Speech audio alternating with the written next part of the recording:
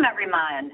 My name is Linda Golick. I'm the Health and Wellbeing Consultant at Bellin Health, and so happy to have you all taking some time with us today for another segment of our mental health moments. So hard to believe we are wrapping up 2021.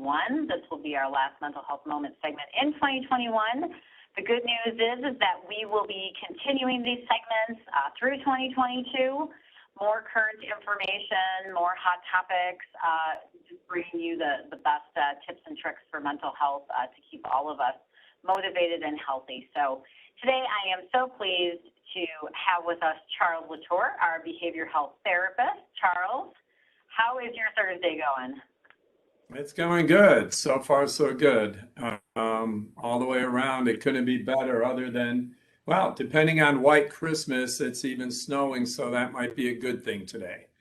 I was worried that's what happened to Mary Lou, is the snow may have thrown off her travel plans. You never know in Wisconsin, right? Yeah. I think, Mary Lou, you might have been muted there. So I am here. I made it. Hello, everyone. You are. Okay, so Mary Lou Cohenard, who is our Director of Outpatient Services at Bellin Psychiatric Center. So, Mary Lou, always a pleasure to have you with us. So, thank you so much. Thank you. All right. So, let's talk a little bit about. So, I don't think it's any news to anyone that 2021 has indeed been a bit of a challenging year.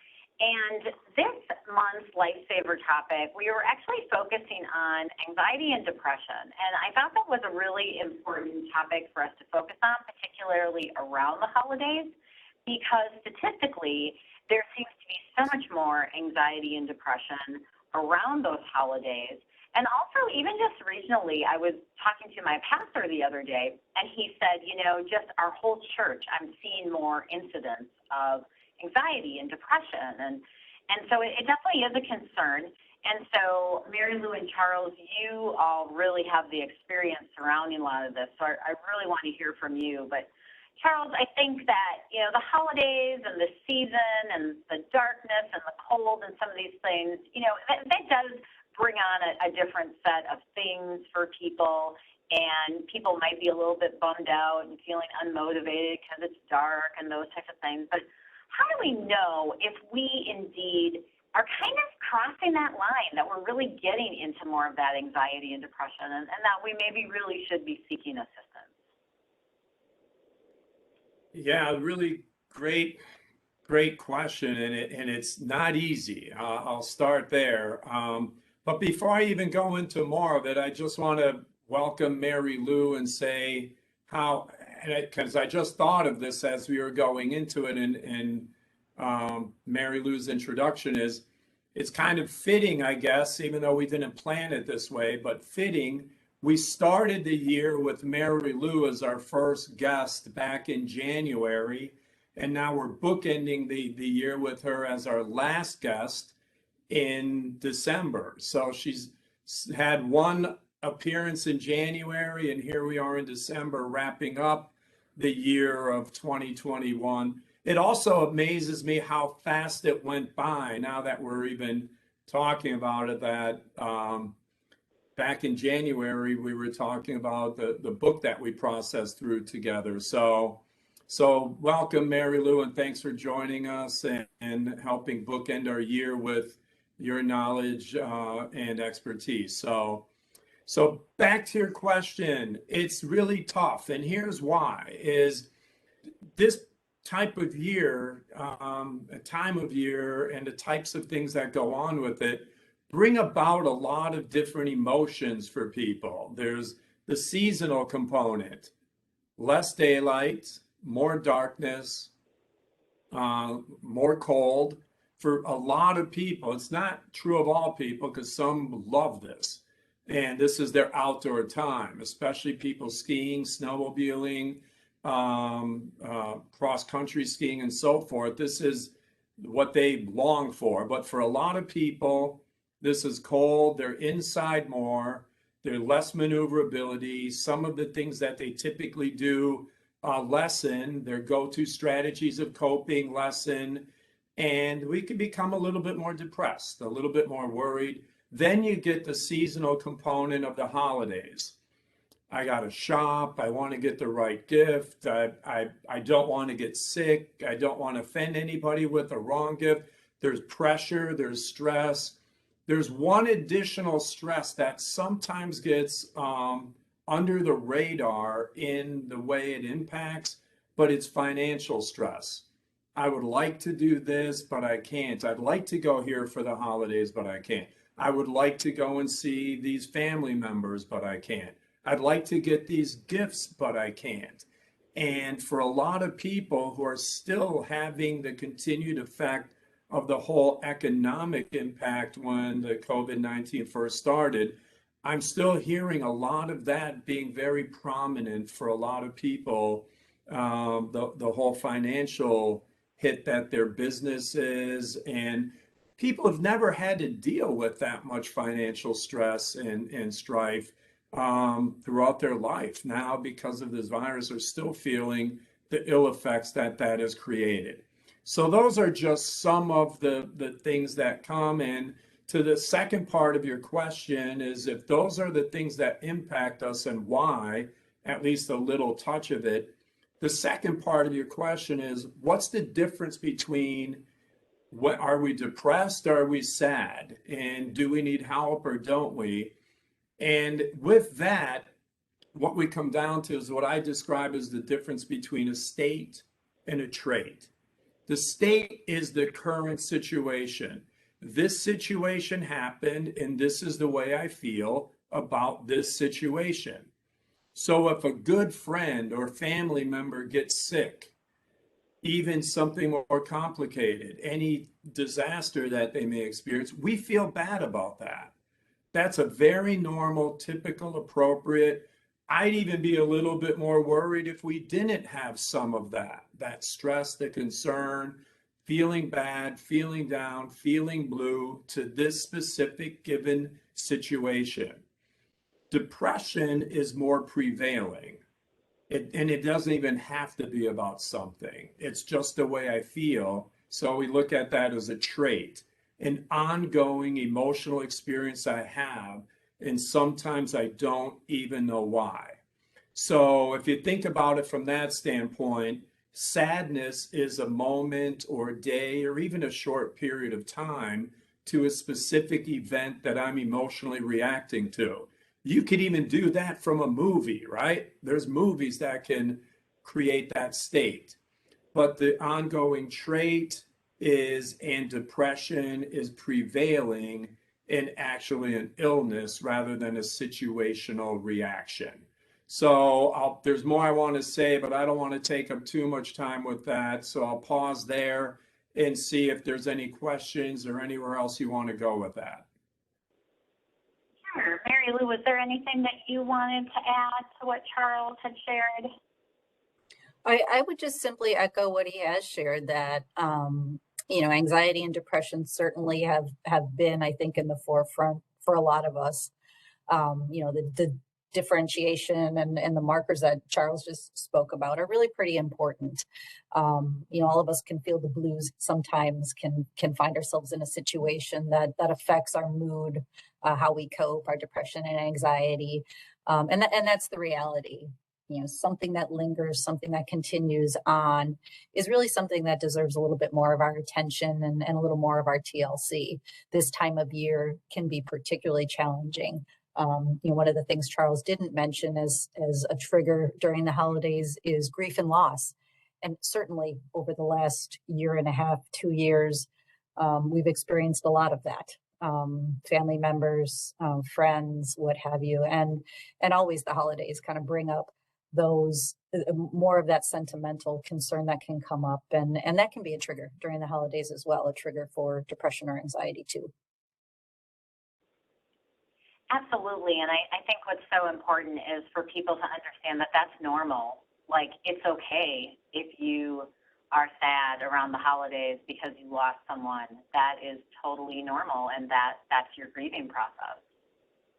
Let me double click on that, Linda, of what you were just commenting on Mary Lou's comment, as well as that grief and loss can be paramount.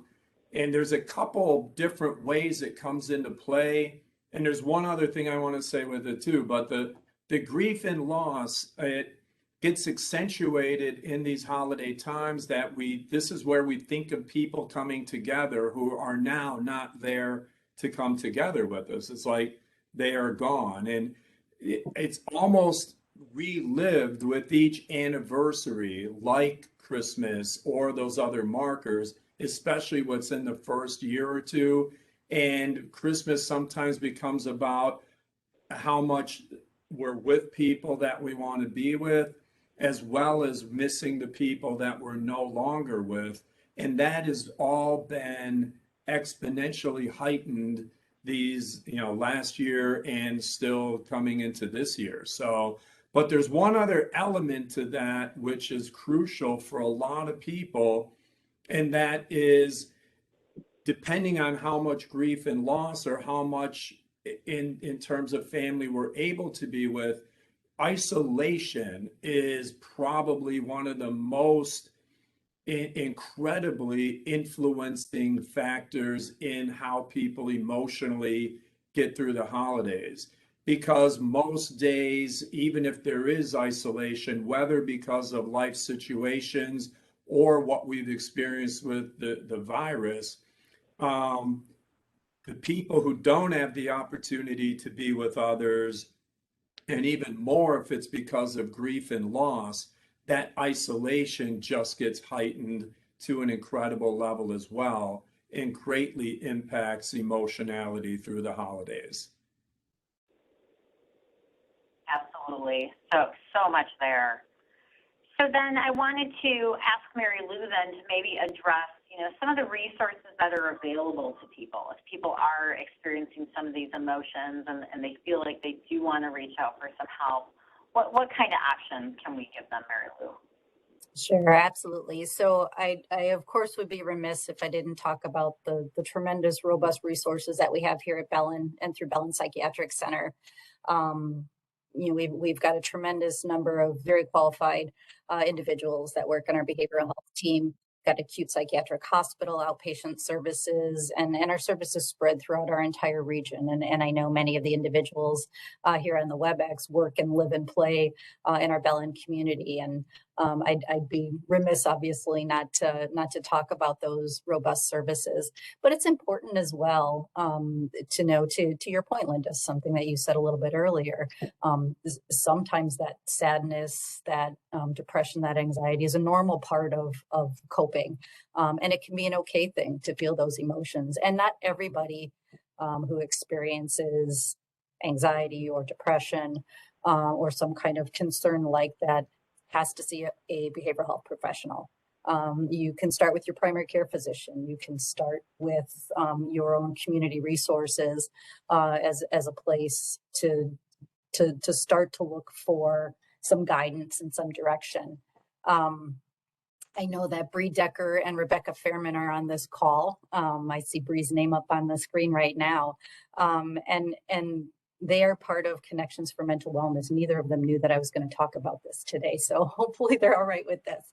They have a tremendous resource that is through, thank you, Bree, that is through Connections for Mental Wellness, and that is a website called myconnectionnew.org. I'm going to put that in the chat here for those of you who are curious. This is a fantastic resource that exists for our community.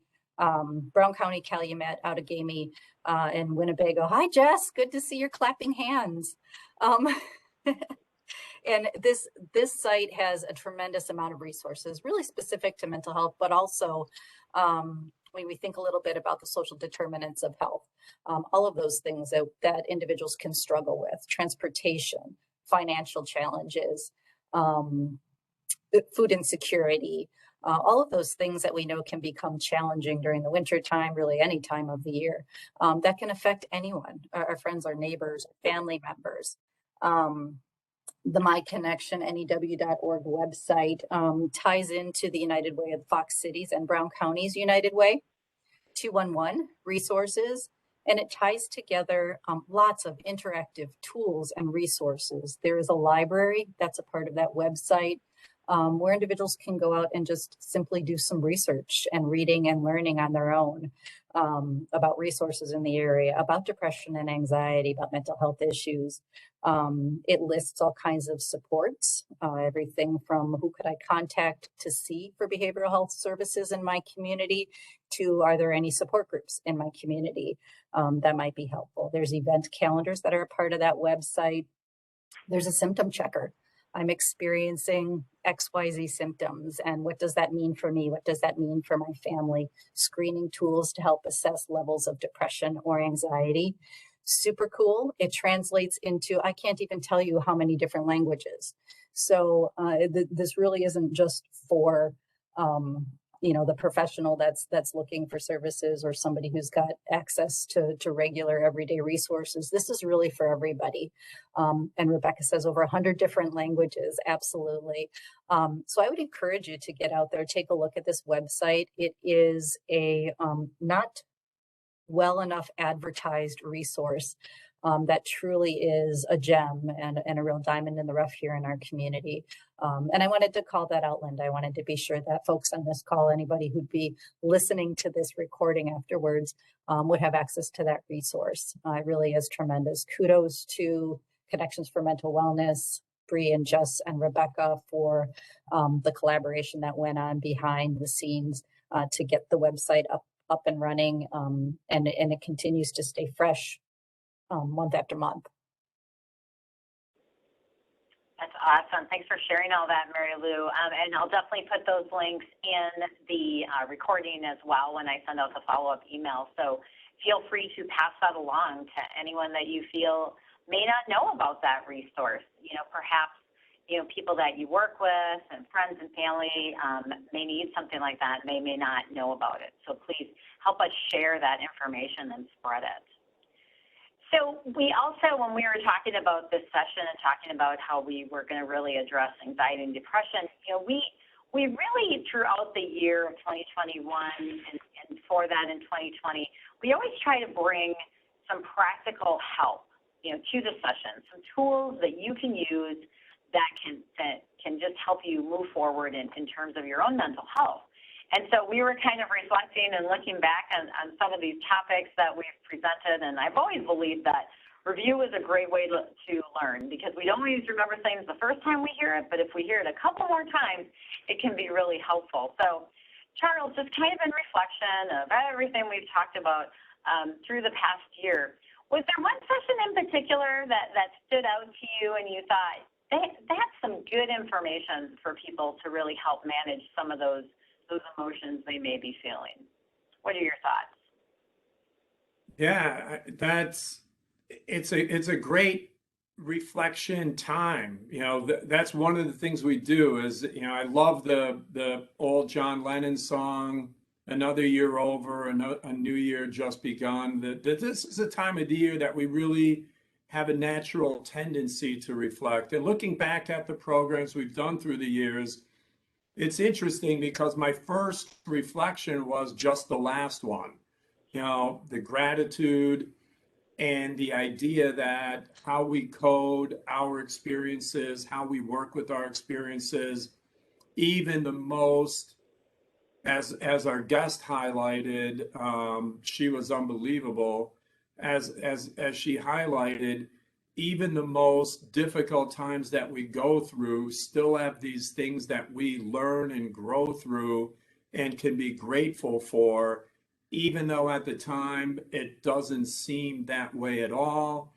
And the idea that at the end of the day, that's how everything is. Every day, if we're always coding things in a negative light, our neuroplasticity, the pathways that we have these prevailing negative experiences. But if we can, and it doesn't mean we pretend things are good if they're not, it's how we see them and how we work with them, and that our brain is always adaptive and reactive to experiences and being shaped by experience. So, and the more self-directed that neuroplasticity is, the healthier we tend to be. So I love the last one. I really liked and enjoyed, and hopefully people got something out of each one, But looking back, the other one that I wanted to come back to, mainly in some ways, because it was like 2 months worth, it was part of July, part of August, and it was a big part of this year, is helping people understand that not only is taking care of your mental health no longer an outlier, it's actually a good thing. When we have professional athletes being able to say, this is the most important part of me, this is more important to my training than the number of hours I put in working on my craft, or the number of hours I put in working on my body, working on my mind is now no longer a ridiculous thing, but actually supported. And that mental health and being able to say, I'm taking care of my mental health is no longer a, what are you doing? What are you worried about? It's now a, when we have Michael Phelps saying it's okay to not be okay, when we have Simone Biles saying, I'm not ready to do this, and I'm okay with that. And that's now taking care of me rather than I should go and risk my physical health for this. The being able to say that taking care of who I am and what I'm about is no longer just from the neck down. It's all of us. It's all holistic, and that psychological mental health is as important as any other part of our well-being. And as I often sometimes say, more so. So half the game of life is mental, sometimes so is the other half. So we don't have overall well-being without psychological well-being. So I think the fact that we've been able to shine an even stronger light on that in moments where it's coming out and demonstrated in our society, and anything we can do to help highlight that, I think is a good thing too. Last thing I want to say about it is this morning, as I was watching the news, I saw that Simone Biles was named the Athlete of the Year. So I was thinking of all the things, because there was a couple others. I was like, but that has to be it. I mean, this is a sign that this is the one I want to highlight out of all the things that. And the other thing I do want to say with it is the guests that we've had, Mary Lou included, I think have been a great addition, and I've really appreciated all that they've been able to add throughout the year. I just have to say, Charles, I think, as a society, we took a big leap forward this year in the recognition of these athletes saying, hey, I'm not okay, or I'm not going to do that because I'm not okay. And that, seeing that at a higher level, gives all of us permission to say, yes, I do need to consider my mental health. And so I'm loving that you pointed that out, because I do think that was a significant cultural shift that we got to see this year, we got to witness and talk about. So that's what I love about these segments. Mary Lou, were there any significant things that stood out to you over the last year that we've covered? I think what I have truly enjoyed is watching the evolution of these mental health moments and hearing over and over again from individuals who have either attended live or who have listened to the recordings afterwards, how much they have enjoyed. And I think it is reflective of what both of you have just spoken about. I think if there's any silver lining in kind of the last year and a half or so, I think it is the fact that we've started to chip away at the stigma around mental health.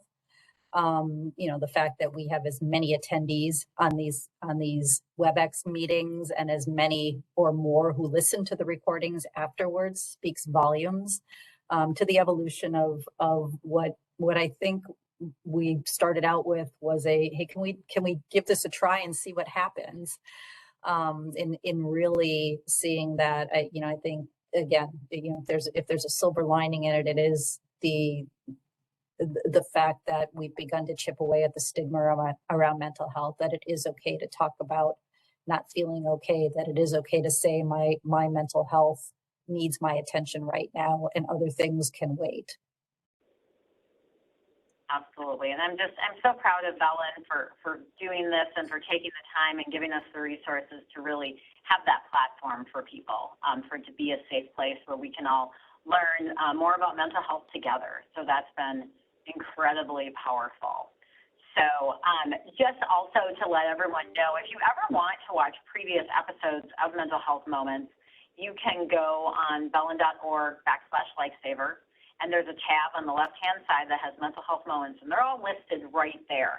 You can also search for mental health moments on our YouTube channel, so that would be the Bellin Lifesaver Wellbeing channel. And then also, we've started to put these mental health moments into podcast formats. You can find them on the Apple platform for podcasts. You can find them on Spotify and some other venues as well. So keep watching for those. You can listen to it while you're taking a walk or whatever works for you. So, so Charles and Mary Lou, where do you think we go from here? What great things is 2022 gonna hold for us in terms of us paying attention to our mental health?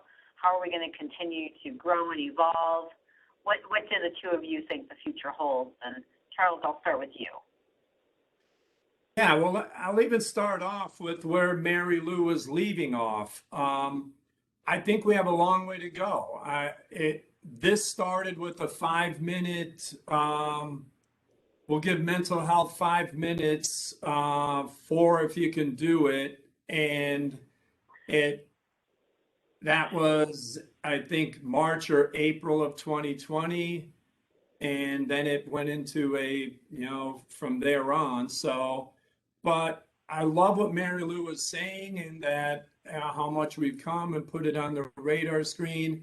But I do know that we have a long way to go. And I'm going to lump in a couple other things that I continue to find that it amazes me that we're not at a better place yet, but we're going towards it, is the invisible illnesses. I know people who suffer greatly from the fibromyalgias to the Parkinson's, which has a little bit more visibility at a certain stage, but not until then.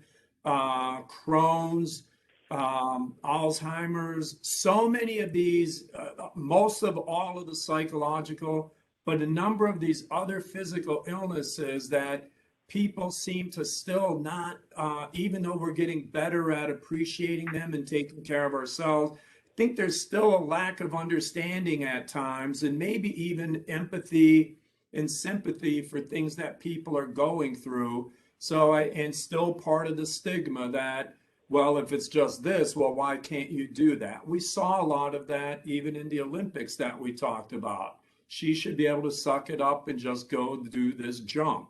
The invisible illnesses, including the mental health, I think we have a long way to go there in terms of how we continue to break through the stigma, continue to educate, as well as people who are experiencing things, continuing with tools and ways to support. And then the last thing I want to say is, something I've alluded to more early on in these programs, but not as much recently, is that old thing that Schopenhauer and Freud taught us a long time ago in the world of mental health, which was that great mental health, being good and healthy, was the absence of illness, right? Going from -10 in life to 0. But, in most people's lives, what I've found over the years is that isn't what's keeping us up at night. It's like, what gets us to +10? The things that where we flourish in life, the things that are great and being in a positive direction. Not so great. To me, great mental health isn't just the absence of a psychological illness, but how well we feel we are living our life on that plus side and everything in that direction.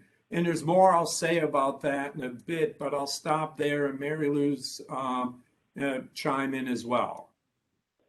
Yeah, I would echo a lot of what you're saying, Charles. I mean, as Linda's, teeing up the question for us, resiliency is what comes to mind. And that's some of what you're talking about. How do we bounce back? How do we recognize when and where we may be struggling, and how do we rebound? Where do we find our resiliency? And I would love to see more open conversations around that. I rattled off all those tools and all those wonderful resources that are available through my Connections NEW. And a lot of that is about resiliency. How do I get out there and look for and find resources that are going to be helpful for me? Decreasing that stigma, I agree with. It's been a great start, but we have so much more to do with that. And you're right, Charles. We started out with, can you do 4 or 5 minutes on mental health a year and a half, 2 years ago, and it's morphed into this. So I'm excited to see what happens and what continues to happen with these mental health moments. More community guests, more opportunity to talk about our mental health and resiliency as a part of that. Beautiful. Yeah. So I'm glad you said that, because that's some of what I wanted to come back to, and even resiliency oriented questions. So as we think of even conceptually resiliency, resilience is the rapidity with which we bounce back. So here's the adversity, here's our bounce back. That's how we define resilience. And I even add a twist to it, which is and even better. So despite the adversity, when we bounce back, do we first bounce back to our baseline, but what we went through, even though as adverse as it was, are somehow we even better? And back to the challenge mindset. A resilience mindset is we see things in life as a challenge rather than a threat. And what we can control, we have this great ability to control what we can, and the ability as well to let go as well as possible with what we can't. And then the other one is how well we give rather than just take. Is the life in the world revolving around me, or am I revolving with the rest of us? As I always say, a rising tide floats all boats. Well, we give our resilience away by helping others rather than just hold on to it. So part of resilience is how much we give, and we're part of a community helping others, not just ourselves.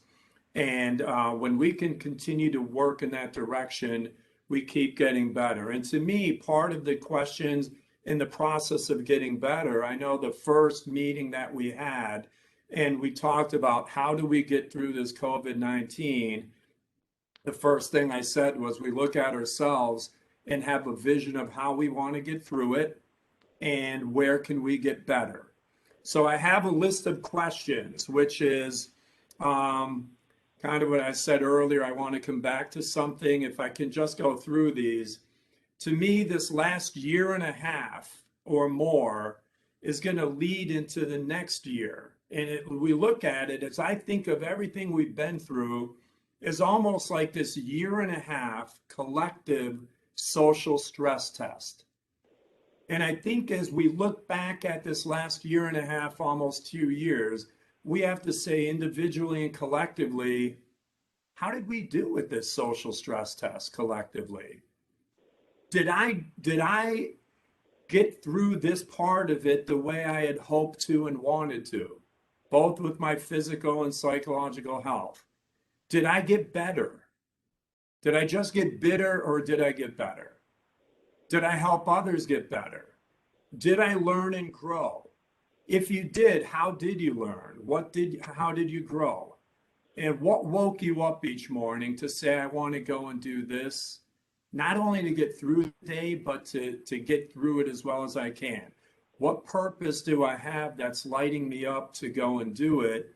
And do I know, and am I connected to what's most important in my life? Am I living my life through my thoughts, values, actions, what I say, what I do, through those values and what's most important? Or is something else driving those? That type of thing, and that I'm not perfect, and none of us are, but we're trying to get better. And a phrase I like to use for that, and even in this vulnerable time that we're in, is that there's a crack in everything, but that's how the light gets in. And in these times where it's darkest, earliest, the darkness is what allows the light to shine. And hopefully all of our lights have a chance to do that. And to me, part of getting through the winter and this dark time is appreciating all the lights that come with it. So those are the things that I think of reflecting on the year. If we could look back at those things, ask ourselves those questions and how we did, instill a commitment that what we can do better is our path forward, and the best that we could hope for is being the best version of ourselves that we could possibly be, and what that means with and for all the other important people in our lives. Well, and I think too, it's important to think about it like, I always like to think about it as mental well-being takes consistency, and you have to keep doing it, and you have to keep working on it. It's just like physical well-being. You don't get fit because you did one push-up. You get fit because you do push-ups again and again and again, and you increase it, and you do different push-ups to challenge different muscles. And to me, that's how mental well-being is. If we continue to think about things and challenge ourselves and expose ourselves to different resources and really tune into how we're managing things, that continues to build those mental health muscles. So I think it's just so great that we continue to bring this series to everyone so that everyone can continue to be tuned into that, and we can all become better versions of ourselves. So I did put in the chat, if you have any questions for Charles or Mary Lou, feel free to ask those right now, kind of as we wrap up. We'll see if anybody has any questions. But final wishes for as we head into 2022, Charles? Yeah, the main thing that I really hope everybody gets out of, if not today, but then maybe all of this, is that you being the individual that you are, your individualism, you being who you are, is always enough. It's even in this time of giving you, being you, who you are, your most authentic self, is the gift in and of itself. You are a miracle. And whether it's you spend $1,000 on a gift, or the gift ultimately at the end of the day is always you. Because people will always remember what you may have said, what you may have done, and they may not, but they will always remember how you made them feel. And you can only make them feel something through you and who you are. So you are always the gift. Your kindness alone is a gift. And just being with the people who you are and being your most authentic self and showing up with the energy with and for other people, that is the gift that you give. Absolutely. There's so much to be said for that. Just know that you are enough. You, as who you are enough. Mary Lou, any parting thoughts today? I could not have said it any better, and I think it's a wonderful time to reflect on those gifts that we give. So Charles nailed that. I want to thank you guys for having me back, wrapping up the year, bookending it. As Charles said, it's been a pleasure listening over the year. Again, kind of listening to the growth and the evolution of the mental health moments, and I look forward to many, many more. Great. Thank you so much. Well, we do too. We're looking forward to the great things we're going to bring you in 2022. So thank you to everyone who tuned in today. We really appreciate you taking some time. Keep knowing that you are a wonderful gift to those around you. And we hope to continue to see you on these sessions in 2022. Again, you also can look it up via podcast. And to everyone out there, thank you again, and have a wonderful rest of 2021 and a great holiday season. Thanks, Charles. Thanks, Mary Lou. Thank you. Happy holidays, everyone. Take care.